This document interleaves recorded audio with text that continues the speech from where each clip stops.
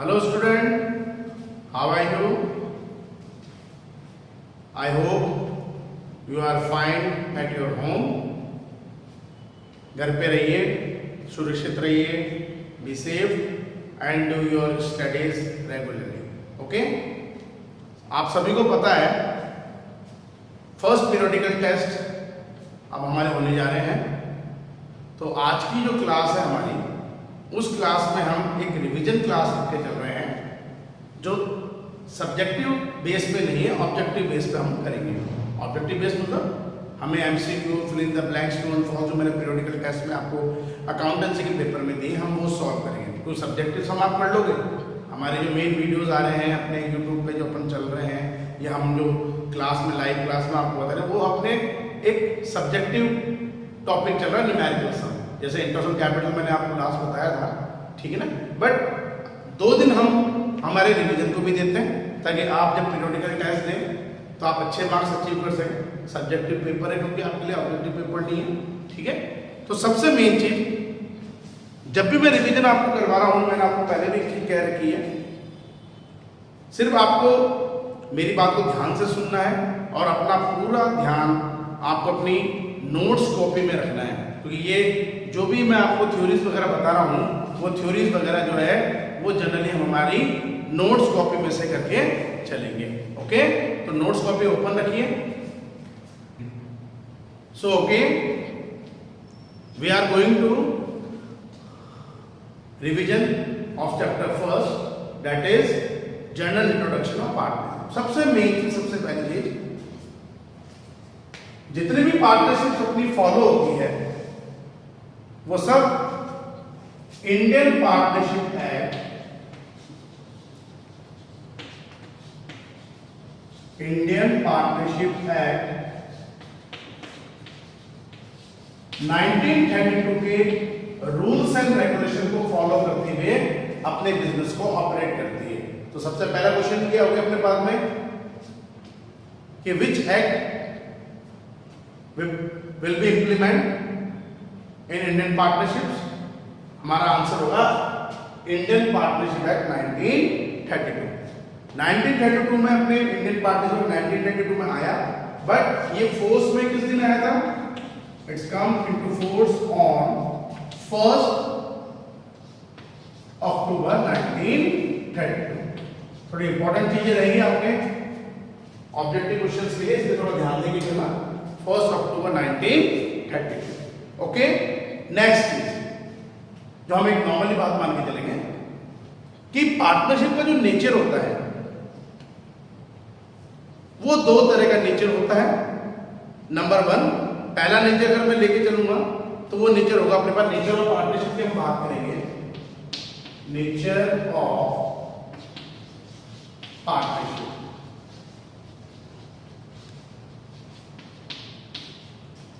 First nature, separate legal entity, और दूसरा nature separate accounting entity. अगर मैं सेपरेट लीगल एंटिटी के बेस पे बात करता हूं तो जितनी भी पार्टनरशिप फर्म होती है वो पार्टनरशिप फर्म और उनके जो पार्टनर्स उसमें उस बिजनेस को ऑपरेट करते हैं पार्टनरशिप, क्योंकि हमको एक बात अच्छी तरह पता है बेटा, partnership firm is a artificial person. उसको बनाने वाले कौन होते हैं? Natural person, that is known as partners. तो हम एक नॉर्मली चीज मान के चलेंगे कि पार्टनरशिप फर्म आर्टिफिशियल पर्सन है और पार्टनर्स हमारे पास में नेचुरल पर्सन है। लेकिन अगर मैं सेपरेट लीगल एंटिटी की बात करें, सेपरेट लीगल एंटिटी की हम बात करते हैं, तो किसी भी पार्टनरशिप फर्म की पार्टनर्स से या पार्टनर्स की पार्टनरशिप फर्म से लीगल एंटिटी नहीं हो सकती है। बिकॉज इसका रीजन है, इन केस अगर कोई भी पार्टनरशिप फर्म बैंकरप्ट हो जाए तो ऐसी कंडीशन में उसके जितने भी डेब्ट होते हैं, जितने भी उसके ड्यूज होते हैं, उसको पेमेंट करने की रिस्पॉन्सिबिलिटीज उनके पार्टनर्स के ऊपर आती है, because it is operated by a natural person.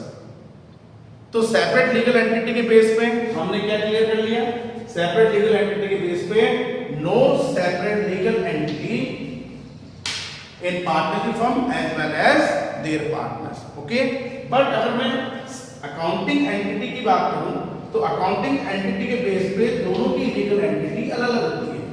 अब मैं इसके लिए आपको सब्जेक्टिव में लेके चलूंगा, अपने कोई चैप्टर कर रखा है, रिवीजन क्लास चल रही है। हम जब सब्जेक्टिव एक न्यूमेरिकल सम करते थे तो हम पार्टनरशिप फर्म के पॉइंट ऑफ व्यू से 12th क्लास के सिलेबस के अकॉर्डिंग हम बनाते थे पीनल एप्रोप्रिएशन अकाउंट। बनाना तो आपको ट्रेडिंग भी पड़ता है, पीनल भी पड़ता है, but we prepare profit and loss appropriation account. तो profit and loss appropriation account ये किसी पर्टिकुलर पार्टनर का अकाउंट नहीं होता है, ये पार्टनरशिप फर्म का अकाउंट होता है।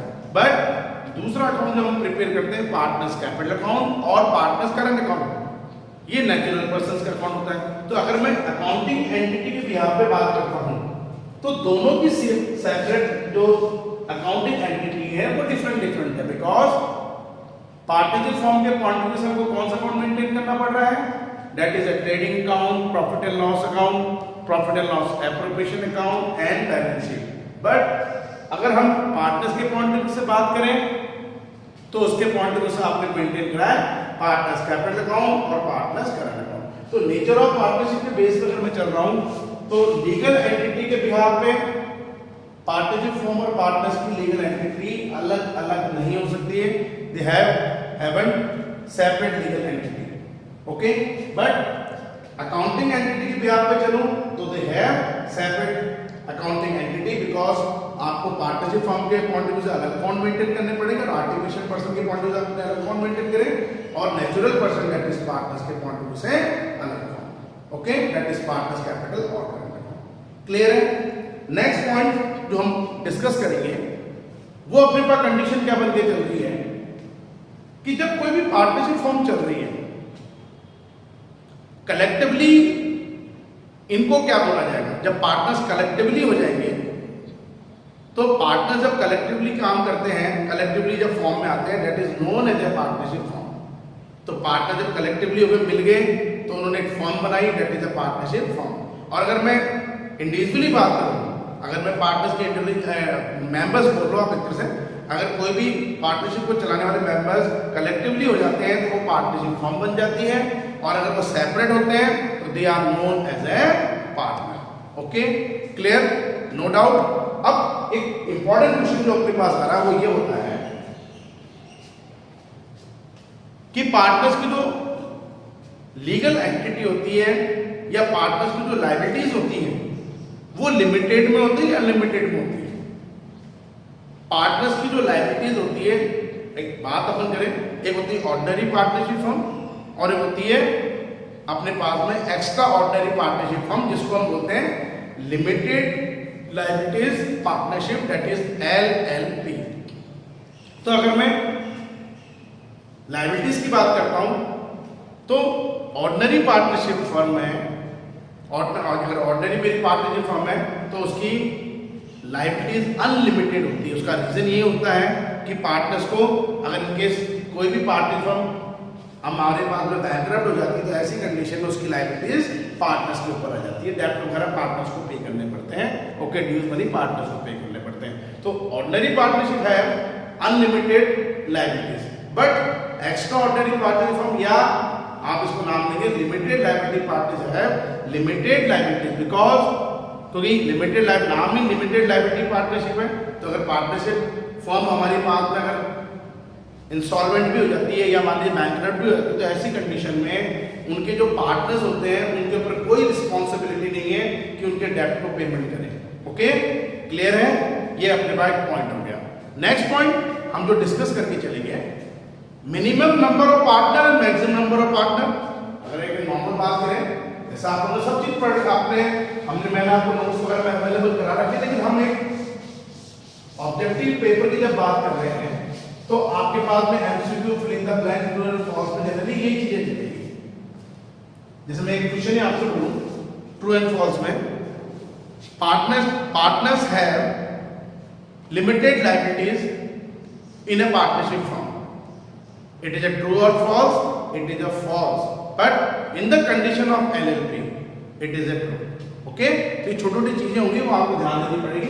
अब उसके बाद जो नेक्स्ट टॉपिक हम डिस्कस करने जा रहे हैं वो हमारा नेक्स्ट टॉपिक होगा maximum and minimum number of partner. Minimum number of partner. Naturally बात है, what is the meaning by partnership? Definition की हम बात करें, व्हेन टू और more than two persons or it is a association of two and more than two persons. तो minimum number of partner की कितने रिक्वायरमेंट है? मुझे दो तो चाहिए. अगर दो पार्टनर नहीं है, दो मेंबर्स इन्वॉल्व नहीं है किसी भी बिजनेस कंसर्न के अंदर, तो वो पार्टनरशिप को नहीं बना सकते, क्योंकि अकेला आदमी सोल ट्रेडर होता है, सोलो प्रोप्राइटरशिप मानी जाती है. तो मिनिमम नंबर पार्टनर को 2. बट अगर हम मैक्सिमम नंबर ऑफ पार्टनर की बात करें, maximum number of partner that is 50. Right answer is 50. According to Indian company act या according to company act 2013 section 464, उस कंडीशन में हमने मैक्सिमम नंबर पार्टनर ले रखे हैं 50. बट कुछ सर्कमस्टेंसेस में according to company act 2014 rule 10 के अकॉर्डिंग ये हमारे पास में कुछ सर्कमस्टेंसेस में 100 हो सकते हैं, बट हम 100 नहीं लेके चलेंगे. अगर मैं आपसे क्वेश्चन पुट अप करूं what is the maximum number of partner, और मैंने आपको 4 ऑप्शन दे दिए 20, 10, 50, 100, आप उसमें आंसर 100 नहीं लिखेंगे, क्योंकि मैंने कोई आपको स्पेसिफाइड सर्कमस्टेंसेस नहीं पूछा है. तो maximum number partner is 50. Okay, any doubt? ठीक है, ये क्लियर कंडीशन हो गई. बट हमने एक चीज और देखी है कि अगर ऑर्डिनरी पार्टनरशिप फॉर्म अगर ऑपरेट कर रहे हैं हम, तो उस कंडीशन में मैक्सिमम नंबर पार्टनर होते हैं 50. But in the condition of LLP, अगर मैं एलएलपी की बात करूंगा, there is no limit of maximum number of partner. आप पार्टनर्स की कोई भी लिमिटेशंस नहीं ले सकते हैं. ऑर्डिनरी पार्टनरशिप में 50 है और हमारा एलएलपी की कंडीशन में मैक्सिमम नंबर ऑफ पार्टनर में नो लिमिट. मिनिमम तो 2 है ही, उसमें कोई डाउट नहीं होना चाहिए, but maximum number of partner हमारे पास में कोई लिमिट नहीं होती एलएलपी की कंडीशन में. 3. ओके, तो मिनिमम और मैक्सिमम नंबर ऑफ पार्टनर्स को डिस्कस करने के बाद में हमारा नेक्स्ट टॉपिक होगा पार्टनरशिप डीड. बड़ी इंपॉर्टेंट चीज है partnership deed. What is the meaning by partnership deed? Such agreement which will be in a written form. एक ऐसा एग्रीमेंट जो रिटन फॉर्म में होता है अमॉन्ग द पार्टनर्स के बीच में, in which all the terms and conditions to operating any kind of business partnership form should be included. मतलब ऐसी एक रिटन फॉर्म, एक रिटन डॉक्यूमेंट जिसमें हमको सारी टर्म्स एंड कंडीशंस होगी जो हमें पार्टनरशिप रनिंग के लिए रिक्वायरमेंट होती है, वो आपको रिकॉर्ड करनी है. और मैंने बड़ी अच्छी तरीके से आपको पहले भी क्लास के अंदर बताया, name of the partner, address of the partner, name of the firm, और किस जगह से address of the firm, capital contributed bye the partner, interest on capital, drawing, interest on drawing, profit sharing ratio सबसे important factor होगा अपने पास में. ठीक है, nature of the business, admission के टाइम पे क्या रूल्स एंड रेगुलेशन फॉलो होंगे, रिकॉन्स्टिट्यूशन जिसको हम बोलेंगे, रिटायरमेंट डेथ के टाइम पे क्या कंडीशन है, अगर पार्टनर्स के बीच में कोई डिस्प्यूट अराइज हो रहा है, वो सब चीजें होंगे. बट हम ये मानते हैं पार्टनरशिप फॉर्म एक रिटर्न डॉक्यूमेंट होता है, रिटर्न डॉक्यूमेंट, एक रिटर्न डॉक्यूमेंट है, नॉट ए ऑरली डॉक्यूमेंट. एक रिटर्न फॉर्म में हुआ जिसमें सब टर्म्स एंड कंडीशन आपको इन्वॉल्व करनी पड़ेगी अपनी पार्टनरशिप फॉर्म को स्मूथली चलाने के लिए. क्योंकि जब रिटर्न फॉर्म में अपन कोई एग्रीमेंट बना रहे हैं तो फ्यूचर में अगर पार्टनर्स के बीच में कोई भी डिस्प्यूट अराइज होते हैं या मिसअंडरस्टैंडिंग अराइज होगी तो उनको कोई झगड़े करने की जरूरत नहीं है, वो आपस में खुद भी बात करके कोर्ट की हेल्प से जो भी डिस्प्यूट है उसको सॉल्व कर सकते हैं। ऑरली एग्रीमेंट में कंडीशन नहीं होगी, बट सबसे इंपॉर्टेंट चीज आपको जो ध्यान रखनी है वो कंडीशन ये है, it is not a compulsory. ये कंपल्सरी नहीं है कि आप अपनी पार्टनरशिप फॉर्म को रिटर्न डॉक्यूमेंट के बेस पे ही रनिंग करें।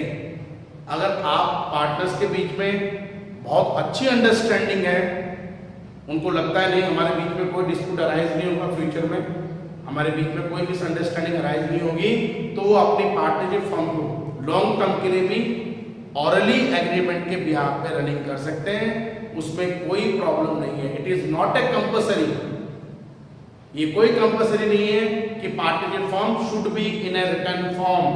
ऑरली फॉर्म के बेस पे भी पार्टनरशिप फॉर्म रनिंग कर सकती है, बट हम रिटर्न फॉर्म इसलिए एप्लीकेबल करते हैं फ्यूचर डिस्प्यूट को अवॉइड करने के लिए और फ्यूचर में मिसअंडरस्टैंडिंग को सॉल्व करने के लिए। Okay, it is a partnership deed, एक रिटर्न डॉक्यूमेंट हो गया।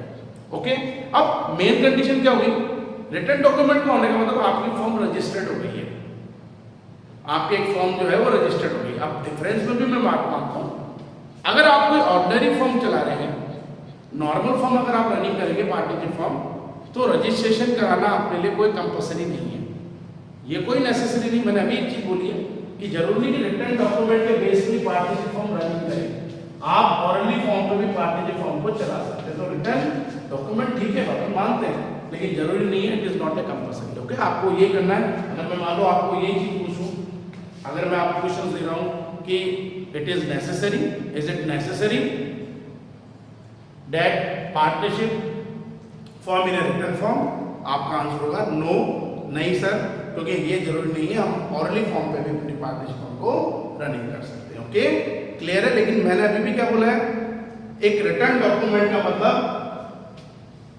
हमने अपनी पार्टनरशिप फॉर्म को रजिस्टर्ड करवा लिया है, हमको एक रजिस्ट्रेशन नंबर मिलेगा, जीएसटी नंबर वगैरह हमारे पास मिलेगा, रजिस्ट्रेशन नंबर मिलता है, जीएसटी नंबर वगैरह आपको मिल जाएंगे। ओके, आपकी फॉर्म एक रजिस्टर्ड फॉर्म हो गई है, ऑरली एग्रीमेंट में कोई आपके पास रजिस्ट्रेशन नहीं है। ओके, अब मेन कंडीशन क्या है, अगर मैं ऑर्डिनरी पार्टनरशिप चल रही है हमारी, तो ऑर्डिनरी पार्टनरशिप की कंडीशन में registration is not a necessary, it is not required, but in the condition of LLP limited liability partnership की कंडीशन में आपको इसको रजिस्टर्ड करवाना, रजिस्ट्रार गया, इट इज ए कंपल्सरी, जरूरी होगा। नेक्स्ट पॉइंट, अगर मैं ऑर्डिनरी पार्टनरशिप फॉर्म को रनिंग कर रहा हूं तो मैंने उसमें इंडियन पार्टनरशिप एक्ट 1932 को इम्प्लीमेंट करा, बट अभी presently Indian company act 2013 implement हो रहा, चल रहा हमारे पास में, बट हमने पार्टनरशिप बनाई थी, उसमें एक्ट कौन सा था, 1932। ओके, बट एलएलपी जो है वो हमारे पास में 1932 के अकॉर्डिंग काम नहीं करती है, ये इनकॉर्पोरेट ही हमारे पास में 2008 में हुई थी। तो जितनी भी एलएलपी है, लिमिटेड लायबिलिटी पार्टनरशिप, वो limited liability partner LLP act, limited liability partnership act 2008 के अकॉर्डिंग अपने काम को करेगी, जिसमें हमने क्लियर कर रखा है maximum number of partner ordinary partnership की कंडीशन में 50 हो रहे हैं, but in the condition of LLP there is no limit. Okay, ये क्लियर होना चाहिए हमें अपने पॉइंट के लिए। रजिस्ट्रेशन ऑर्डिनरी पार्टनरशिप को कंपल्सरी नहीं है, बट एलएलपी की कंडीशन में कंपल्सरी है।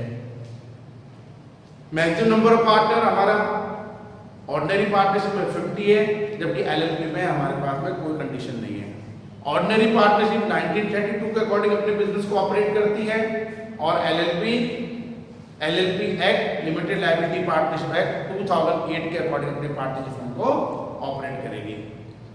ऑर्डिनरी पार्टनरशिप में पार्टनर्स की लायबिलिटीज अनलिमिटेड होती है, सेपरेट लीगल एंटिटी उनकी नहीं होती है, but in the condition of LLP उनकी लायबिलिटीज लिमिटेड होती है, सेपरेट लीगल एंटिटी दे है, वो एलएलपी के अंदर कंडीशन में दे हैव लिमिटेड लायबिलिटीज, उनकी लायबिलिटी लिमिटेड होगी। तो एक डिफरेंस भी अपन ने मान लिया, वो हमने क्लियर कर लिया। अब सबसे इंपॉर्टेंट फैक्टर, हम आएंगे अकाउंटिंग प्रोसेस से, या उससे पहले एक पॉइंट हम और क्लियर कर लें। Kinds of partnership.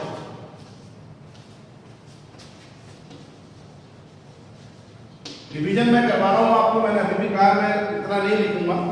रिवीजन में कंडीशन क्या होगी हमारे पास में, हमको एक चीज ध्यान में ये रखनी है, आपकी नोट्स कॉपी प्रॉपर्ली जब मैं नोट्स करवा रहा हूँ लाइव क्लास में भी और यूट्यूब वगैरह चैनल में भी, अपने पास यूट्यूब में जब हम आपको वीडियो सेंड करेंगे तो आपकी कॉपी ओपन होनी चाहिए, क्योंकि जो चीज़ मैंने अभी इस वीडियो में बता दी मैं लाइव क्लास में आपको ये चीज़ें नहीं बताऊंगा, क्योंकि हमारा पार्ट फर्स्ट हो गया, ये पार्ट सेकंड और पूरा चलेगा। तो हम जब काइंड्स ऑफ पार्टनरशिप की बात करेंगे तो जनरली हम पार्टनरशिप को 4 कैटेगरी में डिनोट करते हैं। जब हम पार्टनरशिप की बात करेंगे kind of partnership, there are 4 main categories in partnership. Number 1 जो पहली होगी according to liabilities, number 2 according to time, number 3 according to object या objective, and number 4 according to legality. अब अकॉर्डिंग टू अगर मैं लायबिलिटीज की बात करूं तो लायबिलिटीज के अकॉर्डिंग अगर मैं चल रहा हूं तो 2 इसका सब क्लासिफिकेशन आप 2 में लेके चलेंगे। एक होगी अनलिमिटेड लायबिलिटीज पार्टनरशिप और एक लिमिटेड लायबिलिटीज पार्टनरशिप। तो मैंने आपको बता ही दिया, ऑर्डिनरी पार्टनरशिप में उसके पार्टनर्स की जो लायबिलिटीज होती है वो अनलिमिटेड होती है, they haven't separate legal entity from their partnership form. जबकि लिमिटेड लायबिलिटी पार्टनरशिप में अपने पास में पार्टनर्स की लायबिलिटी लिमिटेड होती है। तो एलएलपी का अपने पास अनलिमिटेड लायबिलिटी पार्टनरशिप में क्या होगी, ऐसी पार्टनरशिप फॉर्म जिसमें पार्टनर्स की लायबिलिटी अनलिमिटेड होती है, और लिमिटेड लायबिलिटीज पार्टनरशिप ऐसी पार्टनरशिप जिसमें पार्टनर्स की लायबिलिटीज लिमिटेड होती है। ये हो गया हमारे पास में according to liabilities. Number 2 second point according to time, जिसमें हम 2 लेके चलेंगे। Number 1 fix time partnership and non fix time partnership. What is the meaning by fix time partnership?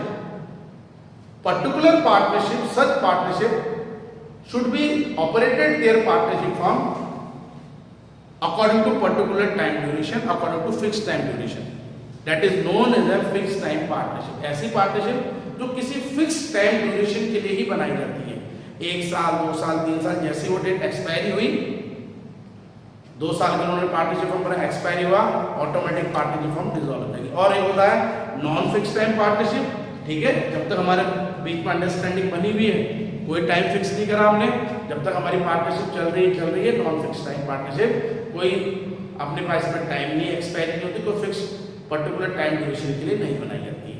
Number 3 according to objective, according to objective number 1 partnership at will, हमारी इच्छा के according, जब तक partners की इच्छा करेंगे वो पार्टनरशिप हमको चलाएंगे, वो होगी पार्टनरशिप एट विल।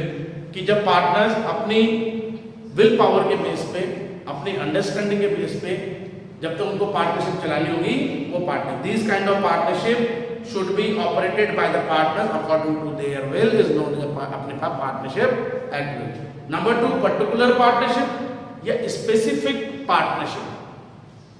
इस पर्टिकुलर पार्टनरशिप को स्पेसिफिक पार्टनरशिप भी बोलते हो, विशेष होती है ऐसी पार्टनरशिप जो स्पेसिफाइड वर्क को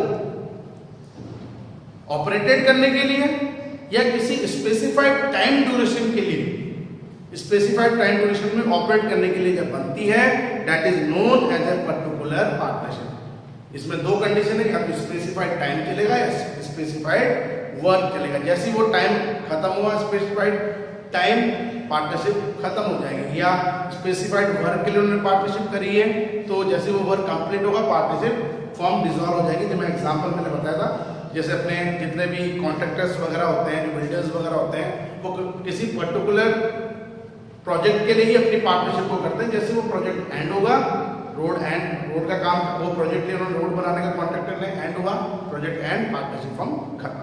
number 4 and finally partnership according to legality. इसमें भी 2 है, लीगल पार्टनरशिप और number 2 illegal partnership. What is the meaning by legal partnership? ऐसी पार्टनरशिप जो इंडियन पार्टनरशिप एक्ट 1932 के रूल्स एंड रेगुलेशंस के अकॉर्डिंग अपनी पार्टनरशिप हमको रनिंग करते हैं, that is known as a legal partnership. और इलीगल पार्टनरशिप ऐसी पार्टनरशिप जो according to Indian partnership act 1932 के रूल्स एंड रेगुलेशन के अकॉर्डिंग काम नहीं करेंगे इनलीगल पार्टनरशिप होगी। वो रूल्स एंड रेगुलेशन सब लिखा हुआ था इंडियन पार्टनरशिप एक्ट 1932 के अकॉर्डिंग, ठीक है ना। एनिमी कंट्री का कोई अपने पास में मेंबर आ गया है या इलीगल वर्क वगैरह वो कर रहे हैं अपने पास, इंसॉल्वेंट हो जाता है कोई पार्टनर, फिर भी पार्टनरशिप करा रहे हैं, कई रीजन होते हैं। ओके, तो आज की क्लास में हमने थोड़ा ऑब्जेक्टिव थ्योरिकल फॉर्म को क्लियर करा, बिकॉज आपके पीरियोडिकल टेस्ट है इसलिए मैं आपको थ्योरी बता रहा हूँ। लेकिन नेक्स्ट क्लास जो अपनी लाइव चलेगी बेटा, मैं ये थ्योरीज आपको रिपीट नहीं करूंगा, इसलिए आप मेरा जो वीडियो है वो भी देखेंगे, पार्ट ए मान लीजिए इसको या पार्ट बी मान लीजिए, जो भी होगा मेरे पास में, और आपको लाइव क्लास तो लेनी है ताकि हर तरह के अपने पास में ऑब्जेक्टिव क्वेश्चन क्लियर रहे, ताकि आप अच्छे मार्क्स अचीव करें। आज की क्लास यहीं ओवर करते हैं। Thank you, be safe at home and do your study in regular basis. Thank you.